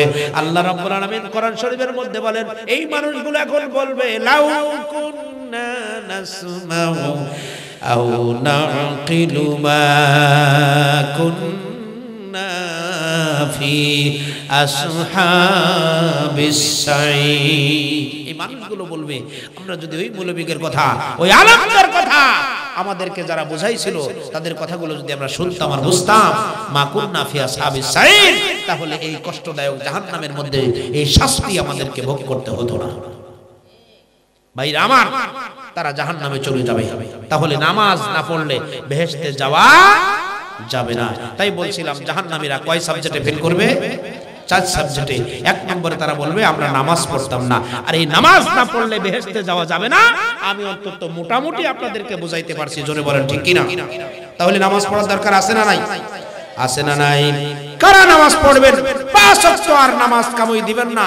যারা নামাজ কামাই দেন তারা ওয়াদা করেন আল্লাহর সাথে, আল্লাহ, আমরা আজকে এই হুজুরের অসুরে যতটুকু অন্তত বুঝতে পেরেছি, 4 সাবজেক্টের প্রথম সাবজেক্ট নামাজ না পড়লে বেহেশতে যাওয়া যাবে না, আমরা আজ থেকে ইনশাআল্লাহ 5 ওয়াক্ত নামাজ পড়ব। রাজি আছেন ইনশাআল্লাহ? নারায়ে তাকবীর! আল কোরআনের আলো, আল হাদিসের আলো, নারায়ে তাকবীর! মাশাআল্লাহ। আমার ভাইরা বন্ধুরা, বাকি সাবজেক্টগুলো আমি আপনাদেরকে একদম শর্টে বলবো। দোস্তরা আমার, 2 নম্বরে জাহান্নামীরা বলবে, আল্লাহ, আমরা যে অন্যায়টা দুনিয়ার মধ্যে করতাম সেটা হলো আলাম নাকুন নুতিমুল মিসকিন, আমরা এতিম অসহায়দেরকে খানা দিতাম না, গরিব মানুষদেরকে খানা দিতাম না। আমার ভাইরা, কিছু সাবজেক্ট আছে, আপনি স্কুলে যখন পরীক্ষা দিতে যাবেন, ম্যাট্রিক পরীক্ষা দিতে গেছেন, আপনি সব সাবজেক্টে ভালো করেছেন, কিন্তু ইংরেজিতে ফেল না পাস। একটু কথা বলেন, ফেল না পাস? সব সাবজেক্টে নাম্বার ভালো, আপনি অঙ্কে ফেল না পাস। কথা বলেন। কিছু সাবজেক্ট আছে কমন সাবজেক্ট, এই সাবজেক্টে যদি আপনি ফেল করে যান, অন্য সাবজেক্টে 100 নাম্বার পাইলো, আপনি কিন্তু ফেলের খাতায় নাম যাবে। জোরে বলেন ঠিক কি না? তো এগুলো হলো কমন সাবজেক্ট। আল্লাহ পাক কোরআন শরীফের মধ্যে যা বলেছেন এইগুলো হলো কমন সাবজেক্ট, এগুলো আপনাকে পাস করতে হবে। আমার ভাইরা, তো 2 নম্বরের আমল হইল, 2 নম্বরের সাবজেক্ট হইল, জাহান্নামীরা বলবে, ওয়ালাম নাকুনু তুইমুল মিসকিন।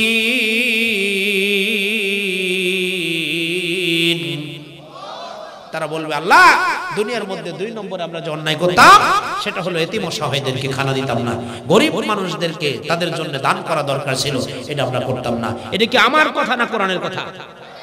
জোরে বলেন, কার কথা? কোরআনের কথা। আমার ভাইরা বন্ধুরা, তাহলে 4 সাবজেক্টের 2 নম্বরের সাবজেক্ট এতিম অসহায়দেরকে খানা দিতাম না। আমার ভাইরা, তাহলে এই সাবজেক্টে যদি ফেল করে যান, ওই যে সব সাবজেক্টে পাস করেছেন, বাংলায় ফেল, ইংরেজিতে ফেল, আমার ভাইরা, তদ্রূপ এই কমন সাবজেক্টে ফেল করে গেলে আপনারা ফেল করে যাবেন। তাহলে পাস করার দরকার আছে না নাই? আছে না নাই? তাহলে আমি দেখতে চাই আপনাদের মাঝে, আমার ভাইরা বন্ধুরা, এমন মানুষ যদি কেউ থাকেন যে হুজুর ইনশাআল্লাহ আমি পাস করতে চাই, এই কমন সাবজেক্ট আমি পাস করতে চাই, আমি মাদ্রাসার জন্য ইনশাআল্লাহ এতিম অসহায় যারা এই মাদ্রাসার মধ্যে আছে, আমি তাদের জন্য দান করতে চাই। আপনাদের ভিতর থেকে আল্লাহর একজন বান্দাকে আমি চাই, আমার ভাইরা, যিনি 50,000 টাকা এই মাদ্রাসার জন্য দান করতে পারবে। আমরা এতিম অসহায়দেরকে খানা দিতাম না। তো ভাইরা আমার, গরিব অসহায় মানুষ যদি আপনাদের কাছে যায়, তাদেরকে ফেরত দেবেন না, তাদেরকে কিছু দান করবেন। মাদ্রাসা অনেক সময় যায়, তাদেরকে ফেরত দিবেন না, মাদ্রাসা তালবে ইলমদেরকে ফেরত দিবেন না। রাজি আছেন ইনশাআল্লাহ? ভাইরা আমার, 3 নম্বরে জাহান্নামীরা বলবে, আল্লাহ 3 নম্বরে আমরা যে অন্যায়টা করতাম সেটা হলো আকুন্না নাখুযু মাআল খায়জিন, আমরা গীবাত শিকায়ত করতাম, এর কথা ওর কাছে, ওর কথা ওর কাছে, আমরা কথা চালাচালি করতাম। এমন মানুষ আছে না নাই? আছে না নাই? গীবাত করলে যেটা হয় সেটা হলো আমার ভাইরা, আপনার নেকিটা তার আমলনামায় যায় আর তার গুনাহটা আপনার আমলনামায় আসে। গীবাত কাকে বলে সেটাও একটু শুনি। গীবাত বলে হলো যিকরুকা আখাকা বিমা ইকরাহু, একটা সত্য কথা। কি কথা? সত্য কথা একজন অন্যায় করেছে, আপনি জানেন, এই কথাটা তার সামনে বললে তার খারাপ লাগতো, এই কথাটা তার অগোচরে গিয়ে বলা, সত্যি কথা তার কাছে বললে খারাপ লাগতো, সেই কথাটা তার অগোচরে অন্যের কাছে গিয়ে বলা, তার নাম হলো গীবাত। তো এই গীবাত করলে যেটা হয় সেটা হলো আপনার নেকি কাটা যায় আর আপনার আমলনামায় তার গুনাহটা আপনার আমলনামায় চলে আসে। তাহলে অন্যায় আমরা করব না, কি বলেন? এই অন্যায়টা সাধারণত মহিলাদের মধ্যে বেশি প্রবল দেখা যায়, মহিলারা এই অন্যায়ের মধ্যে বেশি জড়ায় যায়। দেখবেন বেটারা কাজ কামে গেলে, চাকরি বাকরিতে গেলে কয়েকজন মহিলা এক জায়গায় বসে অনেক সময় এই গীবাত শিকার শুরু করে, এর স্বামীর বদনাম, ওর স্বামীর বদনাম, এই নিয়ে তারা শুরু করে। জোরে বলেন ঠিক কিনা? এই জন্য মামুনদেরকে বলবো, আমার মামুনেরা এই গীবাত শিকার করা যাবে না, তাহলে আপনার আমল নেক যা আছে এটা শেষ হয়ে যাবে। আমার ভাইরা, 3 নম্বর বললাম। 4 নম্বরে জাহান্নামীরা যে কথাটা বলবে সেটা হলো, বলবে যে আল্লাহ আমরা যে 4 নম্বরে যে অন্যায়টা করতাম সেটা হলো আকুন্না নুকাজ্জিবু বিয়াউমিদ্দিন, আমরা পরকালকে অস্বীকার করতাম। মরার পর একটা জিন্দেগি আছে না নাই? জোরে বলেন আছে না নাই? আমার ভাইরা, এই জিন্দেগি আমাদের সারা জীবন থাকবে না, এই পৃথিবীতে আমরা সারা জীবন থাকতে পারবো না। একদিন আমাদের চোখ বন্ধ হয়ে যাবে, যাবে না? যাবে না? আর জোরে কান যাবে না? যাবে না? কেউ এই পৃথিবীতে থাকতে পারবো না। আমার আল্লাহ কোরআন শরীফের মধ্যে বলেছেন, কুল্লু মান আলাইহা ফান ওয়া ইয়াবকা ওয়াজহু রাব্বিকা যুল জালালি ওয়াল ইকরাম। আমার ভাইরা, এই পৃথিবীর যত মানুষ আছে, যা আছে, যত প্রাণী আছে, সবাই একদিন শেষ হয়ে যাবে, এই দুনিয়া ত্যাগ করা লাগবে। জোরে বলেন ঠিক কিনা? আমার ভাইরা, আল্লাহ রাব্বুল আলামিন সব যখন শেষ হয়ে যাবে, আল্লাহ পাক আজরাইলকে জিজ্ঞেস করবেন, আজরাইল এই পৃথিবীর মধ্যে আর কেউ বাকি আছে কিনা? আজরাইল বলবেন, আল্লাহ আমরা 4 জন বড় বড় ফেরেশতা ছাড়া পৃথিবীর মধ্যে আর কেউ নাই। একজন হলো আজরাইল, আরেকজন জিবরাইল, আরেকজন হলো মিকাইল, আরেকজন হলো ইসরাফিল। এই 4 ফেরেশতা ছাড়া পৃথিবীর মধ্যে আর কেউ বাকি নাই। আল্লাহ রাব্বুল আলামিন আজরাইলকে বলবেন, আজরাইল তুমি ছাড়া বাকি 3 জন যে ফেরেশতা আছে তাদের জান কবজ করে ফেলো। আমার ভাইরা, আজরাইল ছাড়া বাকি 3 ফেরেশতার জান কবজ করা হবে। মিকাইলের জান কবজ করা হবে, ইসরাফিলের জান কবজ করা হবে, জিবরাইলের জান কবজ করা হবে। আমার ভাইরা, আল্লাহ জিজ্ঞেস করবেন, আজরাইল রে পৃথিবীর মধ্যে আর কেউ বাকি আছে কিনা? আজরাইল বলবেন, আল্লাহ এই পৃথিবীর মধ্যে আর কোন নফস বাকি নাই, আর কোন রূহ নাই। আল্লাহ রাব্বুল আলামিন এবার আজরাইলকে বলবেন, আজরাইল মুত ইয়া মালাকাল মউত, আজরাইল রে তুইও মরে যা, তুইও মরে যা। আমার ভাইরা, আজরাইলও মারা যাবে। এই পৃথিবীর মধ্যে একমাত্র ওয়ায়াবকা ওয়াজহু রাব্বিকা যুল জালালি ওয়াল ইকরাম, একমাত্র আল্লাহ রাব্বুল আলামিন ছাড়া পৃথিবীর মধ্যে আর কেউ থাকবে না। বন্ধুরা আমার, এমন একটি সময় আমাদের সামনে আসবে না? আসবে না? জোরে খান আসবে না? আসবে না? এই পৃথিবীর মানুষ, আমার ভাইরা, সম্পদের লোভ করবে। হাদিসের মধ্যে আছে, আমার ভাইরা, সম্পদের লোভে এমন একটি সময় আসবে, মানুষ মানুষকে খুন করতে থাকবে, মানুষ মানুষকে খুন করবে সম্পদের লোভে। এখনো অনেকে করে, করে না? করে না? জোরে কোন করে না? করে না? সম্পদের লোভে আরেকজন আরেকজনকে জেলে পুরে দেয়, সম্পদের লোভে একজন আরেকজনকে মেরে ফেলে। আমার ভাইরা, বন্ধুরা, এমন একদিন আসবে মানুষ এভাবে মানুষ আরেকজনকে মারতে থাকবে, সম্পদের লোভে মারতে মারতে মারতে মারতে। আমার ভাইরা, বন্ধুরা, শেষমেশ একজন মানুষ এই পৃথিবীর মধ্যে থাকবে। কয়জন মানুষ? একজন মানুষ, সেই মানুষটা দেখবে আর কেউ নাই, তখন সেটা দেখবে সাগরের ভিতর থেকে বড় বড় স্বর্ণের খনি উপরে উঠেছে, বিশাল বড় বড় এমনি বাঁশের মতো স্বর্ণের বাটগুলো রাস্তার পরে বালুর মধ্যে পড়ে আছে। এগুলো সে দেখবে আর আফসোস করবে, আরে আমি এখন এগুলো নিয়ে কি করব, আর তো কেউ নাই পৃথিবীর মধ্যে, আমি এই সম্পদের জন্য মারামারি করলাম, এত মানুষ মারলাম, এই সম্পদ দিয়ে আমি এখন কি করব। আমার ভাইরা কিছুই তো আমাদের সাথে যাবে না, জোরে কোন যাবে নাকি, আরো জোরে কোন যাবে নাকি, কিচ্ছু যাবে না রে ভাই, শুধু আমার আপনার সাথী হলো নেক আমল যদি আমি করে যেতে পারি, সেটাই হলো আমার সাথী। আমার ভাইরা সেদিন বলবে এই মানুষগুলো, আল্লাহ আমরা 4 নম্বরে যে অন্যায়টা করতাম সেটা হলো ইন্তেকালের পরে, মরার পরে পরকালে যে একটা জিন্দেগি আছে, ওয়াকুন্না নুকাযযিবু বিয়াউমিদ্দিন, আমরা পরকালকে অস্বীকার করতাম, মরার পরে জিন্দেগি আছে না নাই। আমার ভাইরা মরার পরে সর্বপ্রথম হলো আপনার কবর, সর্বপ্রথম ঘাটের নাম কি, আরো জোরে খান, এই কবর হলো রাসূলুল্লাহ বলছেন এটা হলো সবথেকে বিপজ্জনক জায়গা। নবীজি বলেন কোন মানুষ যখন কবরের মধ্যে যাবে, এই কবরের মধ্যে যাওয়ার পরে এই মানুষটার দুই অবস্থা হবে, জোরে কোন কয় অবস্থা হবে, দুই অবস্থা, হয়তো কবরটা তার জন্য জান্নাতের বাগিচা হয়ে যাবে, না হয় কবর তার জন্য জাহান্নামের গর্ত হয়ে যাবে। আমার ভাইরা বন্ধুরা, আল্লাহর নবী বলেন আল কবরু রাউজাতুম মির রিয়াজিল জান্নাহ আও হুফরাতুম মিন হুফারিন নার, কবর কারোর জন্য জাহান্নামের গর্ত হয়ে যাবে, না হয় কারোর জন্য জান্নাতের বাগিচা হয়ে যাবে। কোন মানুষ যখন ইন্তেকাল করে তাকে কবরে রাখা হয়, আমার ভাইরা কবরের মধ্যে একজন ফেরেশতা এসে জিজ্ঞেস করে, আল্লাহর বান্দা তুমি উপরের দিকে তাকাও। লোকটি উপরের দিকে তাকায়, তাকানোর পরে যদি সে জান্নাতি মানুষ হয়, ভালো মানুষ হয়, নামাজি মানুষ হয়, আমার ভাইরা লোকটি দেখতে পাবে জান্নাত দেখা যাচ্ছে, জোরে কোন সুবহানাল্লাহ। লোকটি মুস্কি মুস্কি হাসতে থাকবে, আল্লাহর ফেরেশতা জিজ্ঞেস করবে, আল্লাহর বান্দা মুস্কি মুস্কি হাসো কেন? সে বলবে আল্লাহ, আজ বলবে ফেরেশতা আমি দেখতে পাচ্ছি কত সুন্দর জান্নাত দেখা যায়। আমার ভাইরা বন্ধুরা, তখন বলা হবে এই জায়গাটাই তোমার, ওইটাই তোমার স্থান। আমার ভাইরা মতান্তরে আর একজন মানুষ যে নামাজ পড়ে না, দুনিয়ায় আল্লাহর ইবাদত করে নাই, ভালো কাজ করে নাই, এই মানুষটা সম্পর্ক বলা হবে তুমি উপরের দিকে তাকাও। তাকানোর সাথে সাথে সে জাহান্নাম দেখতে পাবে, জাহান্নামের শাস্তি দেখতে পাবে, কাঁদতে থাকবে এই মানুষটা। আমার ভাইরা বন্ধুরা, আল্লাহর ফেরেশতা জিজ্ঞেস করবেন কি দেখতে পাও? বলে এমন বিপদ দেখতে পাচ্ছি, দাও দাও করে আগুন জ্বলছে। আমার ভাইরা বন্ধুরা, শাস্তি বিভিন্ন রকমের শাস্তি সে দেখতে পাবে, সে দেখতে পেয়ে কাঁদতে থাকবে। আমার ভাইরা, ফেরেশতা বলবে কি দেখতে পাও? বলে আমি এই শাস্তি দেখতে পাচ্ছি। আল্লাহর ফেরেশতা বলবে ওটাই হলো তোমার স্থান।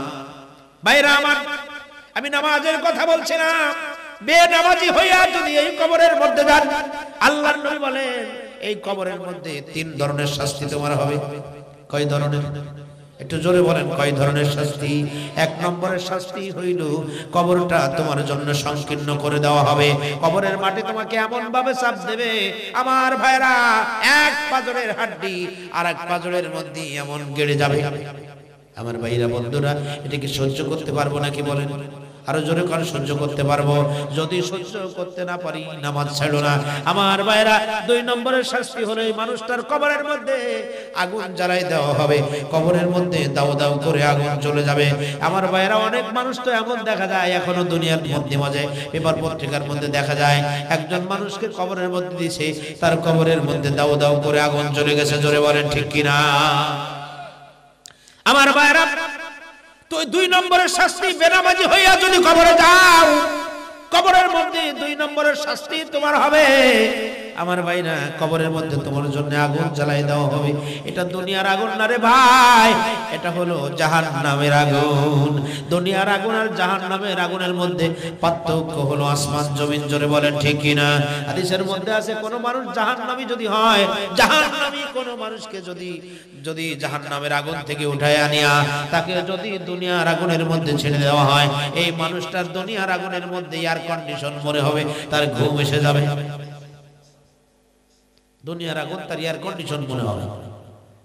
ভাইয়েরা আমার, 3 নম্বরের শাস্তি হবে বেনামাজি যদি হন, কবরের মধ্যে 3 নম্বরের শাস্তি হলো এই কবরের মধ্যে তোমার জন্য একটা সাপ নিযুক্ত করে দেওয়া হবে। আমার ভাইরা, ফজরের নামাজ না পড়ার কারণে জোহর পর্যন্ত সাপ তোমারে কামড়াবে। একবার কামড়াইলে 40 বছর পর্যন্ত তোমার বিষ থাকবে। আবার কামড়াবে, এটার সবল এমন হবে, এর সবলের ওয়েট এত বেশি হবে, একবার সবল দিলে এই মানুষটা 70 গজ মাটির নিচে চলে যাবে, আবার উঠাবে, আবার দংশন করবে, আবার উঠাবে, আবার দংশন করবে। আমার ভাইয়েরা, এমন জোহর নামাজ না পড়ার কারণে আসর পর্যন্ত, আসর না পড়ার কারণে মাগরিব পর্যন্ত, মাগরিব না পড়ার কারণে ঈশা পর্যন্ত, ঈশার নামাজ না পড়ার কারণে ফজর পর্যন্ত এই সাপে তোমারে কামড়াবে। আমার ভাইয়েরা বন্ধুরা, সাপের হাত থেকে বেঁচে তুমি কোথাও যেতে পারবে না। যাবে কোন জায়গায়? ডাইনে তাকাবা মাটি, বামে তাকাবা মাটি। আমার ভাইরা, উত্তরে তাকাবা মাটি, দক্ষিণে তাকাবা মাটি, নিচেই তাকাবা মাটি, উপরের দিকে চাইয়া দেখবা বাঁশের ছাউনি দিয়ে আটকায় দিয়েছে। জোরে বলেন ঠিক কিনা? আমার ভাইরা, তাই যদি হয় এখনো ফেরার দরকার আছে না নাই? বন্ধুরা আমার, তো মরার পরের জন্য কি অস্বীকার করতো? তারা বলবে বলবে ওয়াকুন্না নুকাযযিবু বিয়াউমিদ্দিন, আমরা পরকালকে অস্বীকার করতাম। আমার ভাইরা, তো পরকালে এগুলো হবে না, হবে না। এরপরে হাসরের মাঠ আসবে, আপনার বিচার হবে। আমার ভাইরা, তুমি যদি ইবাদত না করো, সেখানে তোমাকে আমার ভাইরা বিচার হবে তোমার। সেদিন আমলনামা আমার ভাইরা ওজন করা হবে, দাড়ি পাল্লা কায়েম করা হবে। আমার ভাইরা বন্ধুরা, নেকি আর বদি তোমার ওজন করা হবে। নেকের পাল্লা যদি বাড়ি হয়, তুমি মাপ পেয়ে যাবে, জান্নাতের সার্টিফিকেট পাবে। আর যদি তোমার বদির পাল্লা বাড়ি হয়ে যায়, তাহলে তো তোমার কপাল পড়ে গেল। আমার ভাইরা বন্ধুরা, হাসরের মাঠে মানুষের আমলনামা আকাশের মধ্যে ছেড়ে দেওয়া হবে। এগুলো সব বিশ্বাস করতে হবে। এমন সময় আমাদের সামনে আসবে, আমার ভাইরা, আমলনামা আকাশের মধ্যে ছেড়ে দেওয়া হবে। যেই মানুষগুলো নামাজি বলা হবে, এই মানুষগুলোর আমলনামা ডান হাতে আসবে। জোরে বলেন সুবহানাল্লাহ। নবীজি বলেছেন, ওয়াইতিহিল্লাহু কিতাবাহু বিয়ামিনি, আমলনামা ডান হাতে দেওয়া হবে। মতান্তরে আপনি বেনামাজি যদি হন, ডান হাতে আপনার আমলনামা আসবে না। ভালো মানুষ যদি না হন, ডান হাতে আমলনামা আসবে না। আপনার আমলনামা আসবে এমনি পিছন দিক দিয়ে, বুক দিয়ে আপনার হাত চিরে, বুক চিরে হাত বের হয়ে পিছন দিক থেকে বের হবে। এরপরে বাম হাতে আপনার আমলনামা আসবে। ডান হাত দিয়ে ইচ্ছা করলেও আপনি আমলনামা ধরতে পারবেন না। এমন একটা সময় আমাদের সামনে আসে না নাই? আছে না নাই? আমি শুরুতে নামাজের কথা বলছিলাম। নামাজ যদি পড়ে যান আমার ভাইরা, তাহলে নবীজি হাদিসের মধ্যে বলেছেন 5টা পুরস্কার আল্লাহ পাক তাকে দান করবে। 1 নম্বরে পুরস্কার, দুনিয়ায় তার রিজিকের অভাব থাকবে না। সুবহানাল্লাহ। দুনিয়ায় তার রিজিকের অভাব থাকবে না। ওয়াইরফাউ আনহু যিকুলাইশ, পৃথিবীর রিজিকের অভাব থাকবে না। 2 নম্বরে ওয়াইরফাউ আনহু আযাবুল কবর, কবরের আযাবের কথা আমি আপনাদেরকে বলেছি। কবরের আযাব তার জন্য আল্লাহ পাক কবরের আযাব তার থেকে উঠায় নেবে। সুবহানাল্লাহ। 3 নম্বরে ওয়াইতিহিল্লাহু কিতাবাহু বিয়ামিনি, আল্লাহ পাক আমলনামা ডান হাতে দান করবেন। 4 নম্বরে আমার ভাইরা, পরকালের কথা বলছিলাম। 4 নম্বরে ফুলসিরাত পার হওয়া লাগবে। আমার ভাইরা, নবীজি বলেছেন, নামাজি যদি হয়ে যাও, ইবাদতকারী যদি তুমি হয়ে কবরে যাও, তাহলে ওয়ায়ামুরু আলাস সিরাতে কাল বারক, 30,000 বছরের ফুলসিরাতের রাস্তা হবে। এটা দুনিয়ার বছর না, এটা আখিরাতের বছর। আখিরাতের একদিন দুনিয়ার 50,000 বছরের সমান। ইয়াওমান কানা মিকদারুহু 50 আলফা সানা, আখিরাতের একদিন দুনিয়ার 50,000 বছরের সমান। ওই রকম দিনের মাস আর এরকম মাসের বছর। আমার ভাইরা, সেই রকম বছরে কয় বছর? কথা বলেন, 30,000 বছর লাগবে ফুলসিরাতের রাস্তা পার হইতে। অথচ আপনি নামাজি যদি হয়ে যান, নবীজি বলেন ওয়ায়ামুরু আলাস সিরাতে কাল বারক, এই মানুষগুলো বিজলির আকারে, বারক মানে বিজলি চমকায় আকাশে, ও রাস্তার এক পাশে দাঁড়াবে, আর সাথে সাথে সে বিজলি চমকায় যেমন বিদ্যুতের গতিতে সে এপাশ থেকে ওপাশে পার হয়ে যাবে। জোরে বলেন সুবহানাল্লাহ। এই রাস্তাটা হবে জাহান্নামের উপর দিয়া। রাস্তা কোন জায়গা দিয়ে হবে? জাহান্নামের উপর দিয়া। চুলের থেকে চিকন, হেরা থেকে ধান, এমন কঠিন রাস্তা জাহান্নামের আগুন জল মিলিছে দিয়া দাউ দাউ করে সেই জাহান্নামের উপর দিয়ে হবে এই ফুলসিরাতের রাস্তা। পরকাল আছে না নাই? এটা আছে না নাই? পার হতে হবে আপনাকে। ওপারে জান্নাতুল ফেরদাউস, সুবহানাল্লাহ। ওপারে জান্নাত, এই ইন্টারভিউ আপনাকে দিতে হবে। ফুলসিরাত পার না হয়ে কেউ জান্নাতে যেতে পারবে না। এই পথ পাড়ি দিতে হবে। আর এটা আমল ছাড়া কি সম্ভব? কথা কন, আমল ছাড়া সম্ভব না, নামাজ ছাড়া সম্ভব না, রোজা ছাড়া সম্ভব না, দান সদকা করা ছাড়া সম্ভব না, নেক কাজ ছাড়া সম্ভব না। গাছ জোরে আপনি পার হতে পারবেন না। ওপারে জান্নাতুল ফেরদাউস। নামাজি যদি আপনি হয়ে যান, নবীজি বলেন ওয়ায়াদখুলুল জান্নাতা বিগাইরি হিসাব, এই মানুষগুলো বিনা হিসাবে বেহেশতে চলে যাবে। জোরে করে সুবহানাল্লাহ, বিনা হিসাবে বেহেশতে। আমার ভাইরা বন্ধুরা, তাহলে এই পরকাল আমাদের সামনে রয়ে গেছে, হয় আমার জন্য জান্নাত, না হয় আমার জন্য জাহান্নাম। আমি নেক কাজ করে যদি যাই, ভালো কাজ যদি করে যাই, তাহলে আমার জন্য রয়েছে জান্নাত। আর যে জান্নাতের কথা আমার ভাইরা, যে জান্নাতের আলোচনা দোস্তরা আমার, এটা আর আপনাদের নতুন করে করার কিছু নাই। জোরে বলেন ঠিক কিনা? জান্নাতের সুখ আমার দুনিয়ার মানুষ একজন মানুষকে দেখে আফসোস করে। আমার ভাইরা, প্রত্যেক জান্নাতি মানুষ জান্নাতে যারা যাবে তাদের চেহারা হবে ইউসুফ নবীর মতো। জোরে বলেন সুবহানাল্লাহ। কার মতো চেহারা হবে? ইউসুফ নবীর মতো সুন্দর হবে, যে ইউসুফ নবীকে মানুষ দেখে বলতো লাইসা হাযা বাশারা ইন হাযা ইল্লা মালাকুন কারীম। ইউসুফ নবীকে মানুষ দেখে বলতো এটা কোনো মানুষ হতে পারে না, মানুষের এত সুন্দর চেহারা হতে পারে না, এটা আল্লাহর পক্ষ থেকে পাঠানো কোনো সম্মানিত ফেরেশতা হবে। সুবহানাল্লাহ, এত সুন্দর চেহারা হবে। প্রত্যেক জান্নাতি মানুষ লম্বা হবে আদম নবীর মতো 60 হাত, 70 যারা কয়াত 60 হাত লম্বা হবে প্রত্যেক জান্নাতি মানুষ। আমার ভাইরা, তার বডি হবে 7 হাত বা 7.5 হাত। তার বয়স হবে ঈসা নবীর মতো। বয়স হবে কার মতো? ঈসা নবীর মতো। ঈসা নবী দুনিয়া থেকে যখন চলে গিয়েছিলেন, আল্লাহ উঠাই নিয়েছিলেন, ঈসা নবীর বয়স ছিল 33 বছর। প্রত্যেক জান্নাতি মানুষের বয়স হবে কয় বছর? 33 বছর বয়স হবে। আমার ভাইরা, এই মানুষগুলোর চরিত্র হবে বিশ্বনবী মুহাম্মদ রাসূলুল্লাহ সাল্লাল্লাহু আলাইহি ওয়াসাল্লামের মতো। জোরে বলেন সুবহানাল্লাহ। এক একজন জান্নাতি মানুষের মধ্যে 4 জন পয়গম্বরের খাসলাত থাকবে। 1 নম্বরে চেহারা ইউসুফ নবীর মতো, 2 নম্বরে লম্বা হবে আদম নবীর মতো, 3 নম্বরে তার বয়স হবে ঈসা নবীর মতো 33 বছর। আমার ভাইরা, আর প্রত্যেক জান্নাতি তার চরিত্র হবে মানবতার মুক্তির দূত ইমামুল মুরসালিন নবী মুহাম্মদ রাসূলুল্লাহ সাল্লাল্লাহু আলাইহি ওয়াসাল্লামের মতো। জোরে বলেন সুবহানাল্লাহ। আমার ভাইরা, তাহলে সেই সুখের জায়গা আমাদের জন্য রয়েছে। এমন সুখ আপনি কি চান? আল্লাহ বলছেন মা তাস্তাহি আনফুসুকুম, তোমার মনের মধ্যে যা চাবে আমি আল্লাহ সেই ব্যবস্থা সেখানে করে দেব। সুবহানাল্লাহ। সূরা কোরআন শরীফের আমার ভাইরা ওয়াকিয়ার তাফসীরের মধ্যে আছে আল্লাহ পাক এমন নিয়ামত দান করবেন, জান্নাতের মধ্যে একজন মানুষ দেখতে পাবে জান্নাতের মধ্যে কত সুন্দর পাখি দেখা যায়। জান্নাতের পাখি দেখে তার আফসোস হবে, আরে এই পাখির গোশত যদি খেতে পারতাম, এত বড় পাখি হবে, বখতি উটের মতো সেই পাখি হবে। জান্নাতের মধ্যে একটা গাছ থাকবে, তুবা গাছ, এই গাছ এত বড় হবে। জান্নাতের মধ্যে যত বিল্ডিং থাকবে 6666 তলা। আমার ভাইরা, একজন হাফেজ উঠে যাবে সেখানে, এই 6666 তলার উপরে আপনার এই গাছে তুবা গাছের শাখা প্রশাখা থাকবে, সেই শাখা প্রশাখায় বসে থাকবে এই পাখি। সূরা ওয়াকিয়ার তাফসীর দেখবেন। আমার ভাইরা বন্ধুরা, এই মানুষটা এখান থেকে ওই পর্যন্ত সে দেখতে পারবে। দেখে পাখি দেখে তার আফসোস হবে, আরে পাখির গোশত যদি খেতে পারতাম। সুবহানাল্লাহ। মনে আফসোস হবে। আফসোস হওয়ার সাথে সাথে ওখান থেকে পাখিটা উড়ে এসে আপনার দস্তরখানার পরে পড়ে যাবে। সুবহানাল্লাহ বললেন না? এখন বলবেন হুজুর, এত বড় পাখি সে যদি চলে আসে তখন তো জবাই করার জন্য কি বলেন মানুষ হায়ার করা লাগবে, ঠিক কিনা বলেন? এত বড় পাখি রে, মুক্তি উঠের মতো পাখি, কেমনে জবাই করব? জবাই করা লাগবে না।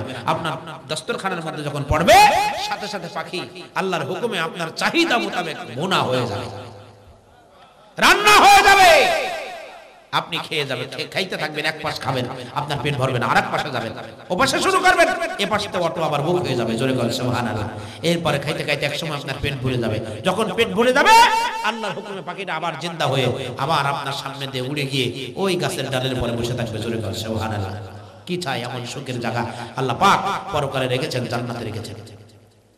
দুনিয়ার একটা এই যে ভ্যালেন্টাইন ডে, আমার ভাইরা, এই ভালোবাসা দিবস নামে আমরা এই যে বিশ্ব কি বলে বিহায়া দিবস, এই দিবসে আমরা যদি না বের হইতে পারি, আমরা যদি আল্লাহর হুকুম মানি, আমরা গুনাহ থেকে বাঁচি, আল্লাহ পাক সেখানে এমন সুন্দরী নারী দান করবেন এক একজন জান্নাতীর জন্য। আল্লাহ পাক জান্নাতি হুর, জান্নাতি হুর আল্লাহ বলেন তাদের সম্পর্কে কামসানি লুকলুহি মাকনুম, মতির থেকে তারা বেশি সুন্দরী। জোরে বলেন সুবহানাল্লাহ। এরকম সুন্দরী এক একজন জান্নাতীর জন্য আল্লাহ পাক 72 জন বাজেটে রেখেছেন। কয়জন? 72 জন বাজেটেই আছে। আল্লাহ পাক ব্যবস্থা করে দিবেন।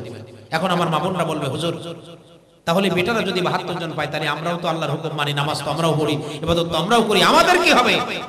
আমার মারা, আপনারা যদি 4টে কাজ করে যেতে পারেন, তাহলে এই 72 জন বেটারা যদি পায়, 73 নম্বর যিনি সর্দার ইনি হবে। 72 জনের পরিচালনা করার দায়িত্ব যিনি পাবেন তিনি আপনি হয়ে যাবেন। জোরে বলেন সুবহানাল্লাহ। তার জন্য মাদের কয় কাজ করতে হবে?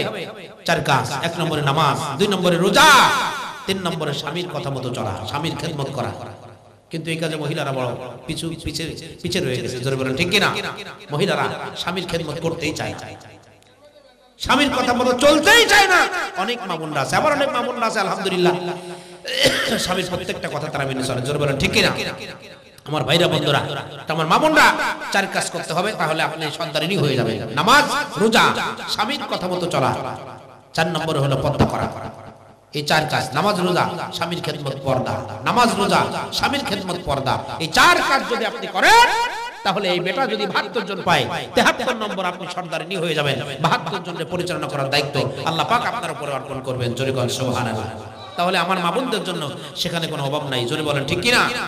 আমার ভাইরা, তো বলছিলাম 4 নম্বরের সাবজেক্ট, কমন সাবজেক্ট, জাহান্নামীরা বলবে ওয়ালাম নাকু ওয়াকুন্না নুকাজ্জিবু বিয়াউমিদ্দিন, আমরা কিয়ামতের দিনকে অস্বীকার করতাম। তাহলে আমাদের সামনে কিয়ামতের এই দিনগুলো আছে না নাই? জোরে বলেন আছে না নাই? আমার ভাইরা, তাহলে বিশ্বাস করা লাগবে না লাগবে না? কবর আছে, বিশ্বাস করতে হবে না হবে না? হাসর মিজান, ফুলসিরাত, জান্নাত, জাহান্নাম, আমার ভাইরা, জান্নাতের নাজ নিয়ামত আর জাহান্নামের কষ্ট এগুলো আছে, এগুলো বিশ্বাস করা লাগবে না লাগবে না? আমার ভাইরা, আল্লাহ পাক আমাদের সহিহ বুঝদান করুন। তো আমি বলছিলাম যে 4টে সাবজেক্টের পরে আপনাদেরকে কথা বলেছি, জাহান্নামীরা 4 সাবজেক্টে ফেল করবে। আমি 1 মিনিটের মধ্যে পুরো কথাটা আবার বলে এরপরে বয়ান শেষ করে দেব। আমার ভাইরা, তো জাহান্নামীরা 1 নম্বরে বলবে যে আমরা নামাজ পড়তাম না। তাহলে আমরা নামাজ পড়বো তো? 2 নম্বরে তারা বলবে ওয়ালাম নাকু নুতিমুল মিসকিন, আমরা এতিম অসহায়দেরকে খানা দিতাম না। দেব তো ইনশাআল্লাহ? 3 নম্বরে তারা বলবে আমরা গীবাত শিকায়ত করতাম, কুননা নাখুজু মাল খায়জিন, আমরা গীবাত শিকায়ত করতাম। তাহলে আমরা গীবাত শিকায়ত করব না তো? আমার ভাইরা, 4 নম্বরে তারা বলবে কুননা নুকাজ্জিবু বিয়াউমিদ্দিন, আমরা কিয়ামতের দিনকে অস্বীকার করতাম। তাহলে আমরা কিয়ামত তার অস্বীকার করব না। মরার কালে যে জিন্দেগির কথা আমি বললাম, মোটামুটি শর্টের মধ্যে হলেও আপনাদেরকে শুনিয়েছি। আমার ভাইরা, তাহলে সেটা বিশ্বাস করা লাগবে তো লাগবে না লাগবে না? জোরে কোন লাগবে না লাগবে না? তাহলে এই 4 সাবজেক্টের পরে আমি প্রশ্ন আউট করে দিলাম আল্লাহর কোরআন থেকে। এই 4 সাবজেক্টের পরে যদি আপনি আমল করতে থাকেন, আশা করা যায় আপনিও ওই যে উদাহরণ দিয়েছিলাম আব্দুল্লাহর গোষ্ঠী হইয়া, আব্দুল্লাহর দল হইয়া আপনিও পাশ করে যাবেন, আল্লাহর ডান পাশে জান্নাতে চলে যাবেন। জোরে বলেন সুবহানাল্লাহ। আল্লাহ পাক আমাদের সকলকে কবুল করুন, আল্লাহ পাক আমাদের সকলকে সহিহ বুঝদান করুন। একটা হাদিস পড়েছিলাম, মাত্র তরজমা করে শেষ করে দেই। আমার ভাইরা বন্ধুরা, আল্লাহ রাব্বুল আলামিনের হাবিব আমাদেরকে বলেছেন দুনিয়ার মধ্যে মুসলমান, এই মুসলমানদের জন্য পৃথিবী হলো জেলখানা।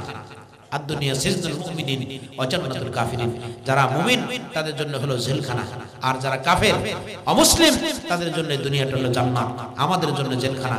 তো ভাইরা আমার, আমরা যেহেতু জেলখানায় আছি, আমার ইচ্ছা মতো আমি চলতে পারবো? জেলখানায় যে মানুষটা আছে তার ইচ্ছা মতো সে চলতে পারে না। তাহলে আমরা এই দুনিয়ার মধ্যে জেলখানায় থাকার মতো, তার মানে আমার ইচ্ছাও যে কোনো কিছু করতে পারবো না। আমার ইচ্ছা কোরআনের ইচ্ছা হতে হবে, আমার ইচ্ছা নবীর ইচ্ছা হতে হবে, হাদিস কোরআন মোতাবেক আমার ইচ্ছা হইতে হবে, তবেই আমি জেলখানার মধ্যে। আর তা যদি না হয়, তাহলে আমি কেমন জানি জেলখানার বাইরের মধ্যে বাইরে চললে যেমন অবস্থা, আমিও সেমন চলছি। তাহলে কিন্তু আমার ভাইরা, আমি সেই নবীজির হাদিস অনুযায়ী আমি চলতে পারলাম না, তাহলে আমার এই জিন্দেগিটা কিন্তু সুন্দর হবে না, আমার জিন্দেগিটা জান্নাতে যাওয়ার জন্য হবে না। আমার জীবনটা, আমার ভাইরা, আমার এই 3.5 হাত বডি নামক গাড়িটা, এটা জান্নাতের ঠিকানা পাবে না। জোরে বলেন ঠিক কিনা? তাহলে আমাদেরকে সেভাবে চলতে হবে, মন চাহি জিন্দেগি না, রব চাহি জিন্দেগি। কোন জিন্দেগি হতে হবে?